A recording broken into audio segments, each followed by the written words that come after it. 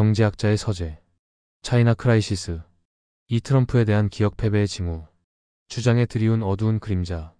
2018년 트럼프 대통령의 트윗으로 시작된 미중 무역 전쟁은 세계 GDP의 40%를 차지하는 두 경제 대국 간의 갈등으로 글로벌 무역 질서에 큰 혼란을 가져왔습니다. 미국은 무역 적자에 대한 강한 피해의식을 바탕으로 중국을 압박했고, 중국은 굴복하지 않으려는 태도로 맞서며 협상이 여러 차례 실패로 끝났습니다. 이런 상황은 양국 간의 일방적 태도로 인해 악화되었으며 패권 경쟁의 성격을 띠고 있습니다. 역사적으로도 미중 간 갈등은 아편 전쟁에서부터 현재까지 유사한 양상을 보입니다. 1839년 청나라와 영국 간의 아편 전쟁이 무역 적자와 경제적 통제를 둘러싼 문제로 일어난 것처럼 오늘날에도 경제적 주도권을 두고 미중 간의 경쟁이 계속되고 있습니다. 특히 광둥성의 주장 삼각주는 중국 경제의 핵심 성장 엔진으로 제조업과 첨단 기술, 금융, 무역의 중심지로 자리 잡고 있습니다. 이 지역은 중국 전체 수출의 약 25%와 GDP의 약 10%를 담당하며 미중 갈등은 이 지역 경제에도 큰 타격을 입히고 있습니다. 광저우에서 매년 2차례 열리는 캔톤 페어는 중국 최대의 무역 박람회로 글로벌 바이어들이 한자리에 모이는 중요한 행사입니다. 그러나 미중 무역 전쟁 이후 처음 열린 2019년 박람회에서는 미국과 유럽 바이어 수가 급감했고 대미 수출 계약액은 전년도 대비 약 3분의 1로 줄었습니다. 참가 기업들은 미국의 높은 관세와 무역 규제로 인해 큰 어려움을 겪으며 바이어 유치를 위해 치열하게 경쟁해야 했습니다. 세계의 공장으로 불리는 둔관은 중국 제조업의 중심지로 글로벌 IT 기업들의 제조 파트너들이 모여있는 곳입니다. 그러나 미중 무역 전쟁과 팬데믹의 여파로 인해 둔관의 많은 제조업체들이 파산하거나 폐업했으며 창고와 공장은 공실 상태에 놓이는 상황이 발생했습니다. 비용 절감을 위해 동남아로 공장을 이전하려는 움직임이 증가하고 있으며 지역 경제는 심각한 침체를 겪고 있습니다. 중국 중소기업들의 체감 경기를 반영하는 차이신 제조업 구매관리자지수 PMI는 여러 차례 50 이하로 떨어져 경기 위축을 나타냈습니다. 이는 미중 무역 전쟁으로 인한 글로벌 수요 둔화와 팬데믹의 경제적 충격을 반영한 결과입니다.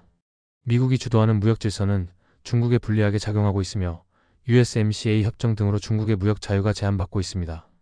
2024년 대선 토론에서 트럼프와 해리스는 중국 문제를 놓고 강경책과 협력 전략을 각각 주장하며 대립했습니다. 트럼프는 중국산 수입품에 대한 관세를 최대 60%까지 인상할 것을 강조했고, 해리스는 무역 전쟁이 미국 경제에 불필요한 부담을 초래했다고 비판했습니다. 그러나 두 후보 모두 중국을 중요한 외교적 도전 과제로 보았습니다. 2019년 미국 의회는 화웨이와 GTE에 대한 규제를 강화하며 이들 기업이 중국 정부와 밀접한 관계를 맺고 있다는 이유로 국가안보를 명분으로 들었습니다. 미국은 화웨이에 대한 기술 절도 및 기밀정보 도용 혐의로 기소하며 기술 갈등을 심화시켰습니다. 이러한 상황에서 미중 간의 갈등은 신냉전의 구도로까지 확장되었으며 양국은 현재 투키디데스의 함정에 빠져 있다는 분석도 제기됩니다. 5G 스마트폰이 쏘아 올린 신냉전의 시작. 2019년 스페인 바르셀로나에서 열린 MWC에서는 삼성과 화웨이가 처음으로 5G 폴더블 폰 경쟁을 벌였습니다. 삼성은 행사 직전에 세계 최초의 상용 접이식 디스플레이 스마트폰 갤럭시 폴드를 발표하며 선진시장 선점을 목표로 내세웠습니다. 이에 화웨이는 MWC 하루 전날 5G 기능을 탑재한 폴더블 폰 메이트 X를 공개했습니다. 화웨이의 메이트 X는 디스플레이를 펼쳤을 때 8인치에 달하는 화면 크기를 강조하며 경쟁 우위를 내세웠고 3년간 접는 경첩 기술 개발에 집중했다고 소개하며 기술력을 과시했습니다. 행사장에서 화웨이의 CEO 위청둥은 중국인들로부터 큰 환호를 받으며 화웨이를 국가대표로 상징화하는 모습이 드러났습니다. 그러나 화웨이는 행사 이후 미국의 제재로 인해 큰 타격을 입었습니다. 2019년 미국 정부는 화웨이를 블랙리스트에 올리고 미국 기업들이 화웨이의 반도체와 소프트웨어를 공급하지 못하도록 규제했습니다. 이로 인해 화웨이는 구글의 안드로이드 운영체제와 관련 서비스를 사용할 수 없게 되었고 자체 운영체제 흑멍하모니 OS를 개발하여 스마트폰과 기기에 적용하며 대응했습니다.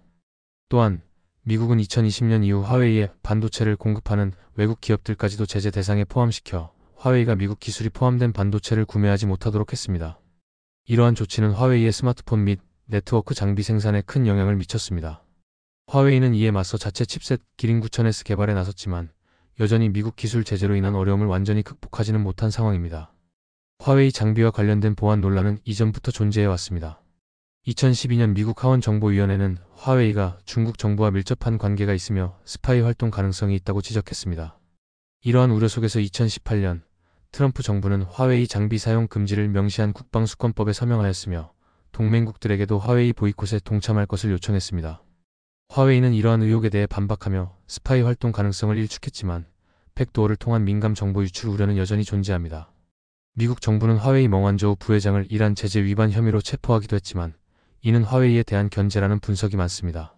그럼에도 불구하고 화웨이는 글로벌 통신 장비 시장에서 계속해서 강세를 유지하고 있습니다. 2024년 기준 화웨이는 전 세계 통신 장비 시장 점유율 30%로 1위를 차지하고 있습니다. 중국 내에서 5G와 광통신 네트워크 수요가 증가하면서 화웨이의 강세는 이어지고 있습니다. 스마트폰 시장에서도 화웨이는 메이트 60 시리즈와 노버 12 시리즈의 인기 덕에 중국 내 시장 점유율 17%로 1위를 회복했으며 5G 칩 기린기린 9000S를 탑재한 메이트 60 프로를 출시하며 5G 시장에 복귀했습니다. 이는 중국의 SMIC와 협력해 제재를 우회하여 개발한 결과로 평가받습니다. 그러나 글로벌 시장에서는 제재로 인해 점유율이 제한적입니다. 화웨이는 둔간에 옥스온 캠퍼스라는 대규모 연구단지를 건설하여 첨단 기술 연구에 박차를 가하고 있습니다. 이 단지는 유럽 도시 건축 양식을 본뜬 12개의 구역으로 구성되어 있으며 5G, AI, 클라우드 컴퓨팅 등 미래 기술 연구를 위해 설계되었습니다. 화웨이는 또한 보안 연구센터를 공개하고 네트워크 및 장비 보안 강화를 위해 노력하고 있습니다. 향후 5년간 20억 달러를 투자해 보안 연구를 확충할 계획입니다. 현재까지 화웨이 장비에서 백도어가 발견된 결정적 증거는 없지만 일부 보안 전문가들은 화웨이 기술의 불투명성과 중국의 사이버 보안법이 우려를 증폭시키고 있다고 지적합니다. 이와 같은 보안 논란과 제재는 미중 무역 전쟁과 신냉전 구도와 맞물려 더욱 복잡해지고 있으며 여러 유럽 국가들도 미국과 함께 화웨이 장비 사용을 제한하거나 배제하는 움직임을 보이고 있습니다. 이에 대응하여 화웨이는 자체 기술 개발과 대체 공급망 확보에 주력하고 있지만 글로벌 시장에서는 여전히 제약을 받고 있습니다. 중국식 반도체 대약진 운동. 시진핑 주석은 2020년 쌍순환 전략을 제시하며 대외 의존도를 줄이고 내수를 중심으로 한 경제 체계를 강화하겠다는 목표를 밝혔습니다.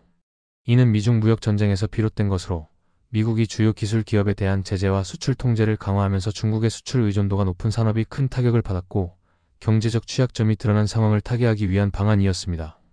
이후 2020년 중앙위원회 회의에서 쌍순환 전략은 제14차 5개년 계획과 2035년 장기 목표를 통해 국가 전략으로 구체화되었습니다. 이 전략의 중심에는 반도체 산업 육성이 놓여 있습니다.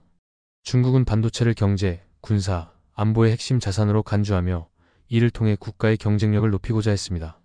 목표는 2025년까지 반도체 자금률을 70%로 끌어올리는 것이었으며 이를 위해 국가 반도체 펀드를 조성하여 주요 기업인 SMIC, YMTC, 하이실리콘, 화홍 반도체 등을 지원하며 반도체 제조, 설계, 장비 개발에 투자했습니다.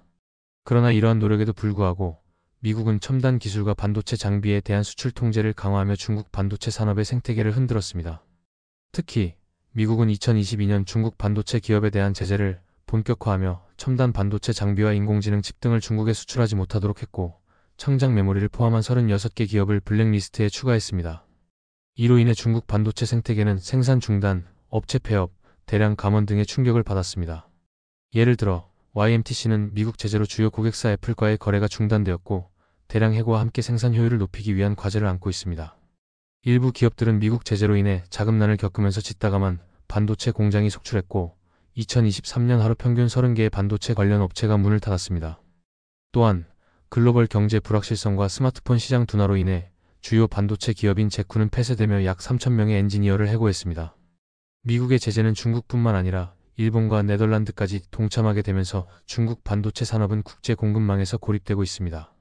이에 중국은 2024년 5월 역대 최대 규모인 3차 대기금을 조성하며 반도체 제조 장비와 AI 반도체 핵심 기술 개발에 투자하기로 했습니다.